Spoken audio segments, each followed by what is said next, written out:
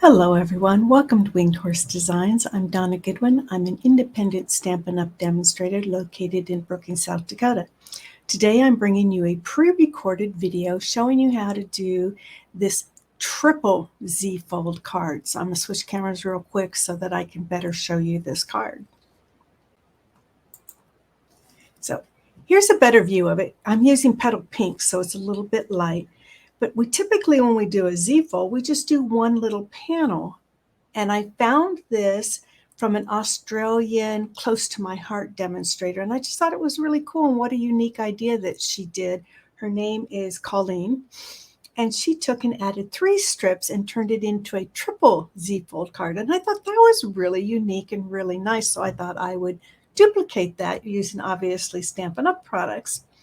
And when you look at it from the top, it stands up on its own, and it looks a little bit different because it has 3 little panels. It kind of looks like a fence, actually, in a lot of ways, a garden fence with a little flower in it.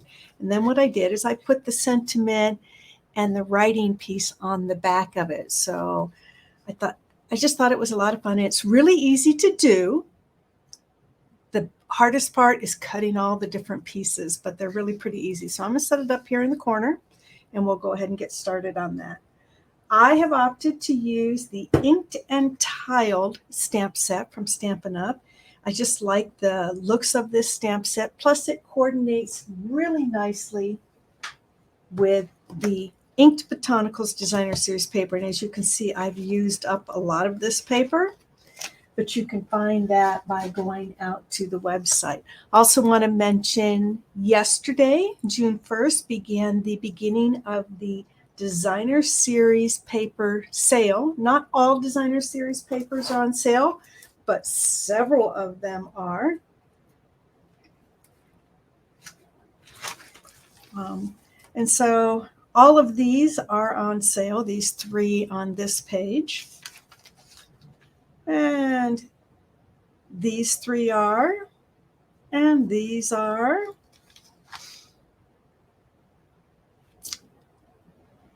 and these are. So, and then there's one from the online exclusives that will never be shown in the catalog that's on sale. So if you're interested in stocking up on your Designer Series paper, the month of June is the month to do that. So if you don't already have a Stampin' Up! Demonstrator and you're located in the United States, I'd love to be your demonstrator. Now you don't need to write these measurements down because they are in the description. Now they're a little bit different in the description than what I'm using. So I'm using some 1/8 of an inch measurements. If you don't like 1/8 of an inch measurements, use measurements in the description. So I'm going to start out, I'm going to use a pool party base. And this measures 5.5 inches by 7 1/4 inches, a little bit different size than what you're used to. And it's been scored at 1.5 inches and 3 inches. So I'm going to go ahead and fold those and give them a good burnish with my bone folder. And set that aside. It's actually going to set this direction. The Z fold on this is going to be over on this side. And then you're going to need a piece that measures, and you could use the same color or a different color. I'm using Lost Lagoon, 4.5 inches by 7 1/4 inches. Again, scored at 1.5 inches and 3 inches. And then we're going to cut that into 1.5 inch strips. So I'm just going to go ahead and give those a good fold and burnish first. And then I'm going to bring in my paper trimmer, and we're going to trim this piece down to 1.5 inch strips. It's just easier to do the scoring while it's a bigger piece.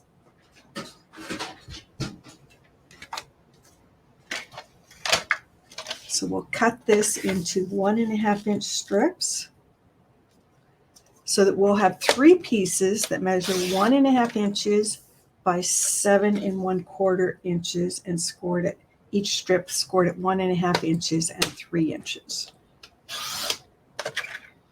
So here's our 3 strips.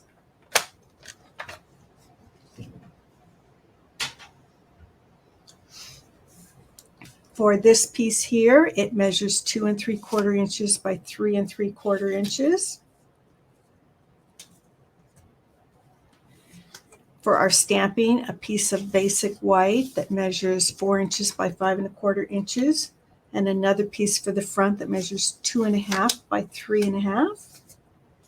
And then for our designer series paper, again, use the measurements in the description if you don't like working with 1/8 of an inch. So this piece that I started out with measures 5 1/2 by 5 1/2 inches. And this particular designer series paper is 6 by 6. So I started by cutting it to 5 1/2 by 5 1/2. And the first cut I'm going to make is at 4 inches.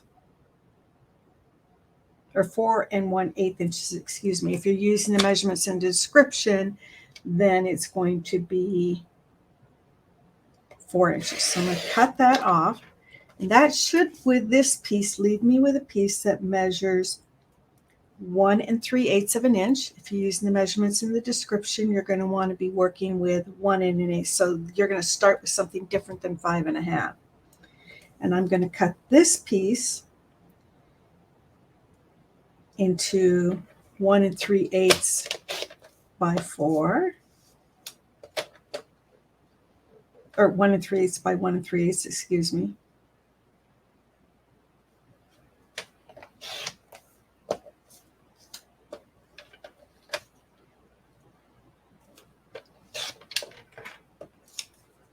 And we have an extra piece here.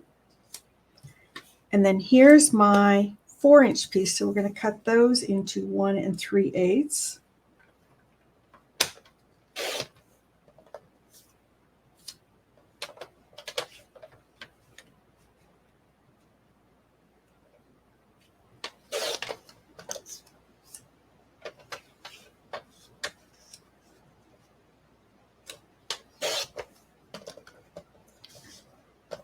Now what I have here is I have these 3 longer pieces here and 3 of the 6 pieces. This should also measure 1 3/8 if I did my measurements right. So I'm going to take this and cut it into squares.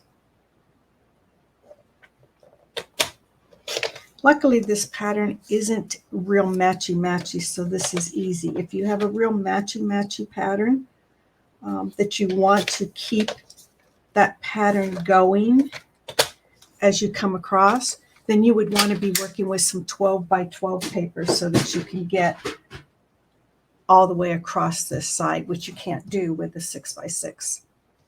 So I'm just going to move those aside. The first thing I'm going to do, let's just go ahead and do our stamping, and then we'll come back and we'll do all this assembly. So I'm going to stamp the inside, or the back side first. And in order to get the 2 colors, I'm going to use a simple trick. I'm going to take sponge dauber and I'm going to ink this stamp up with a sponge dauber so that I can do 2 different colors. Now hopefully the pink will be a little bit darker this time because I did re-ink this petal pink right before starting. And then I'm going to do my stem and leaf in Lost Lagoon.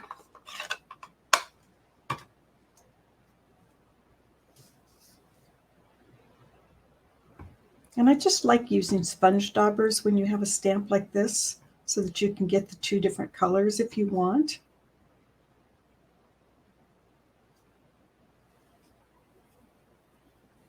And let's bring in a piece of scrap here, just in case we go off the edge a bit.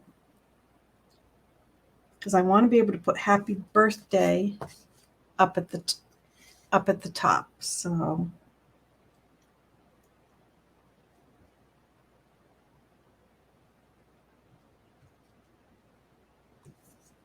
well, there we go. It does show up a little bit better since I re-inked it up.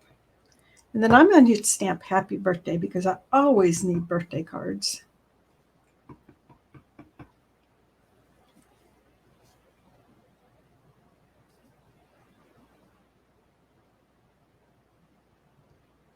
Since this is a pre-recorded video, I'll be monitoring comments periodically throughout the next few days.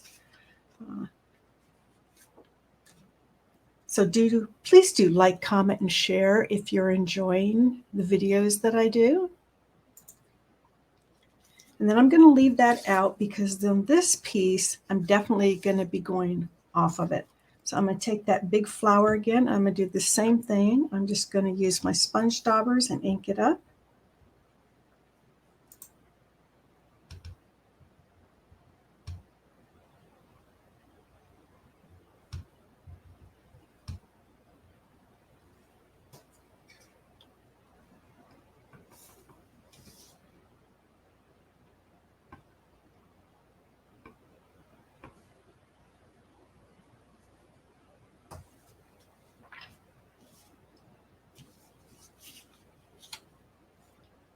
And I've kind of gotten into, I don't know how many of you have gotten into not necessarily putting sentiments on the front of your card. Sometimes it's fun just to have no sentiment on your card, and then you can add the sentiment when you know who you're going to send it to.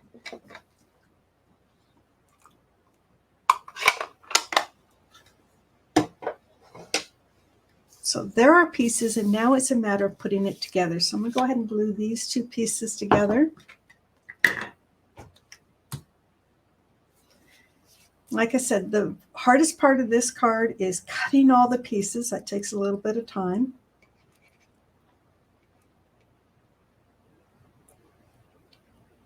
And then gluing them all together. Okay, that glue really came out a lot there at the end, didn't it?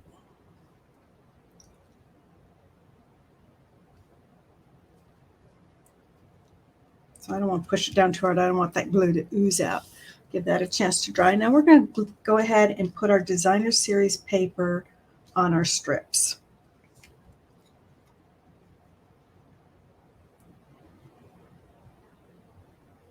I love that Stampin' Up! Is having this designer series paper sale because I love pretty papers. They just make card making so easy.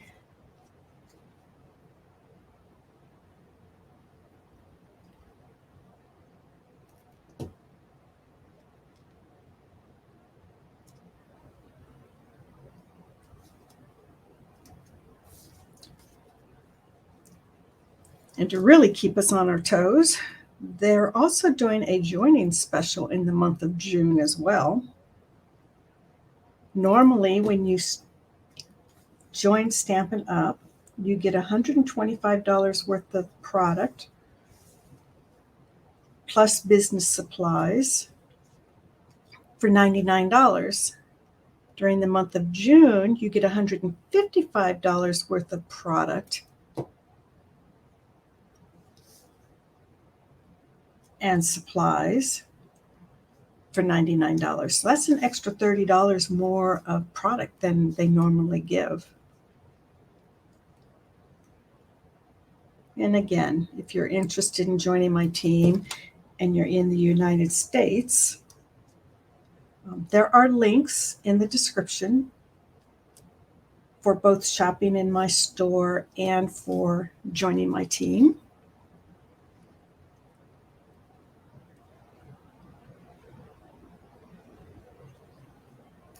You can see this is not that difficult of a card. It's really quite fast and easy.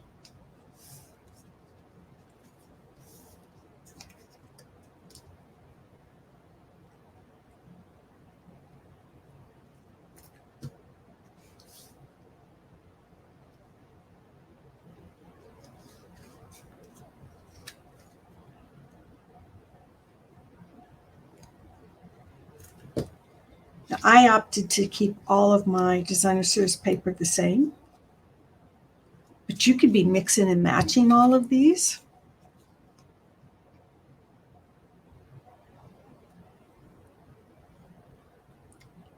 And get a really fun pattern going, or a really fun, totally random set of colors going. So let's go ahead and glue this together.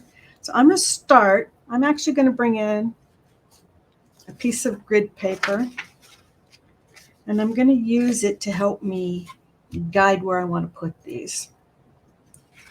And I want to hold this still, so I'm just using some removable double-sided tape to line this up on a grid to help me get going. I like to start with my middle, and I'm going to put it just on this one outside square panel, and I'm going to put it at the edge in the center and glue it down. Now in this one, I left a little bit of an edge at the top and bottom. On the card that I'm doing for you right now, I'm going to bring it right up to the edges and have a bigger gap in between the pieces. And the reason for that is that it will stand up better if it's right at the bottom edge of the card.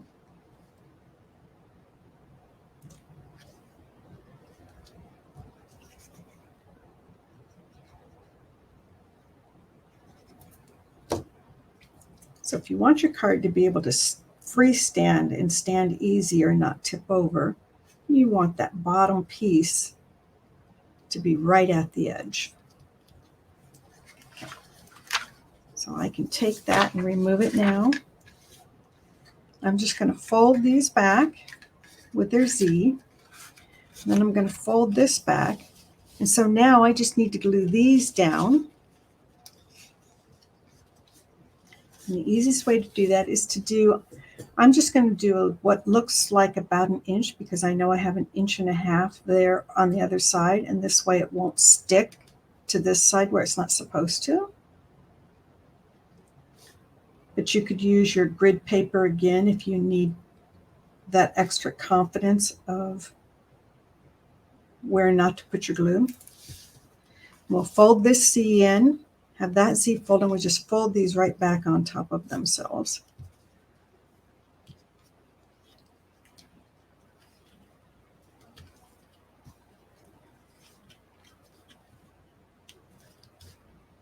And once we fold those, they stick really nicely in that nice pattern. And because I put it flat, it stands up really, really nicely when you have it standing up.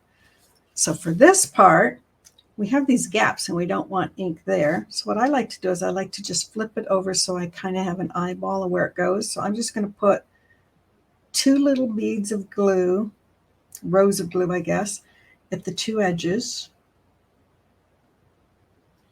And then just a little bit right down the center. And then I can flip this over and mount this on here. That liquid glue gives me a chance to slide it around just a little bit. So we finished our front. We'll put our piece where we're going to write, the piece that normally you think of as the inside, on the back.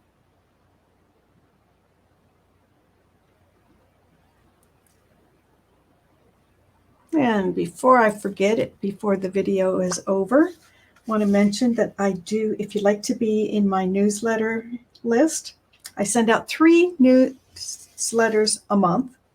One at the beginning of the month, somewhere between the 1st and the 10th. I try to shoot as close to the 1st as possible. Obviously, today's the 2nd, so I'm not quite there yet.